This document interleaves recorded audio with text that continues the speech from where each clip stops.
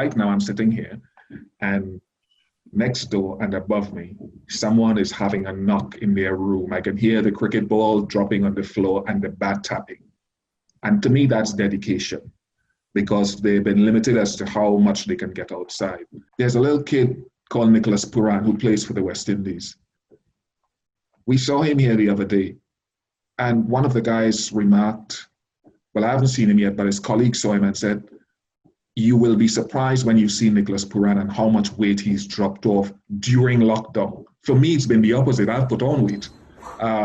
But this kid has used lockdown to train and discipline himself like no other. So my encouragement to young players would be, okay, I can't get outside to play, but I'm going to do physical work. I'm going to use this time to read, to understand history, social and civic history, as well as cricket playing history. So when we do have a restart, I am better in several departments, whether it's mentally, whether it's strength-wise, whether it's in my understanding of batsmanship or bowling, so that when we do restart, I am better educated about what I need to do.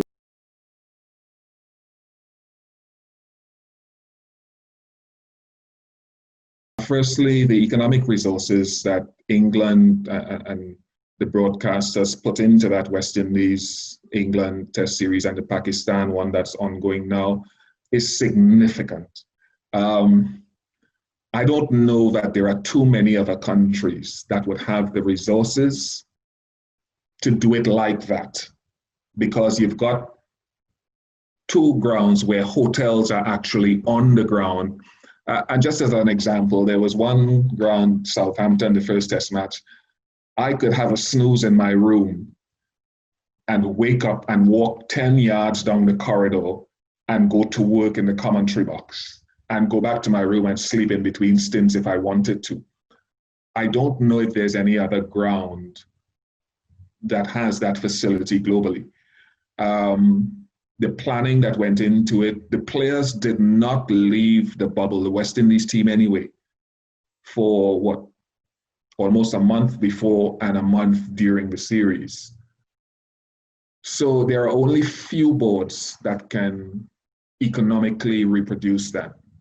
Another testing ground is where I am now. I'm sitting in the Hilton in Trinidad, where our CPL Premier League T20 is going to start next week.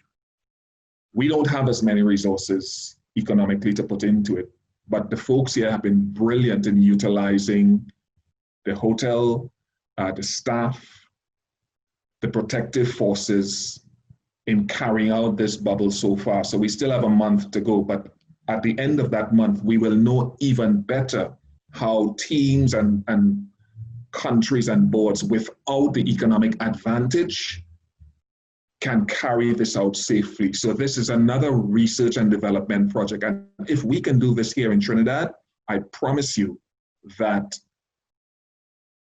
anyone else in the world can do it, because we are doing it without the millions of dollars that maybe other territories have. So keep an eye on this Hero CPL. And if we can do this properly, it'll be great. And the players have to take responsibility. Yeah?